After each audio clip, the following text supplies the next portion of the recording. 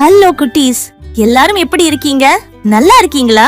இன்னைக்கு நாம வீடியோவுல வாழ்க்கையில எவ்வளவு அடிபட்டாலும் கஷ்டப்பட்டாலும் மிதிப்பட்டாலும் மறுபடியும் நாம் எழுந்து நிமிர்ந்து நிற்க வேண்டும் என்பதை ஒரு சிறிய கதை மூலம் பாப்போம். சரி, வாங்க வீடியோக்குள்ள போலாம். ஒரு ஊரில் பெரிய தோட்டம் ஒன்று இருந்தது. அதில் விதவிதமான பூச்செடிகளும் காய்கறி செடிகளும் இருந்தன. அந்த தோட்டத்தை பராமரிக்கும் தோட்டக்காரர் தினமும் செடிகளிடம் பேசுவதை வழக்கமாக கொண்டிருந்தார்.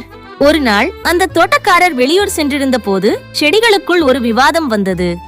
ரோஜா செடி சொன்னது, நான் தான் அழகானவள், எல்லோரும் என்னைத்தான் விரும்பி பறிக்கிறார்கள், அதனால் நான் தான் உயர்ந்தவள். வேப்ப மரம் சொன்னது, உன் அழகு சில நாட்கள் தான், ஆனால் நான் பலருக்கு நிழல் தருகிறேன், மருந்தாக பயன்படுகிறேன், நானே சிறந்தவன். இப்படியே ஒவ்வொரு செடியும் தன் பெருமையை பேசிக் கொண்டிருந்தன. அப்போது மூலையில் இருந்த ஒரு சிறிய புல் மட்டும் அமைதியாக இருந்தது. மற்ற செடிகள் புல்லை பார்த்து, நீ ஏன் அமைதியாக இருக்கிறாய், உனக்கு என்ன பெருமை இருக்கிறது என்று கிண்டலாக கேட்டன.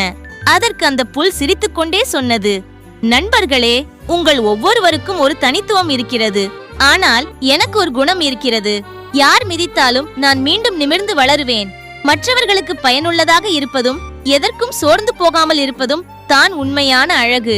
வாழ்க்கையில் எத்தனை சவால்கள் வந்தாலும் சோர்ந்து போகாமல் மீண்டும் முயற்சி செய்பவர்களே உண்மையான வெற்றியாளர்கள். ஓகே குட்டீஸ், வீடியோ பிடிச்சிருந்தா லைக் பண்ணுங்க, ஷேர் பண்ணுங்க, மறக்காம சேனலை சப்ஸ்கிரைப் பண்ணுங்க. பாய்.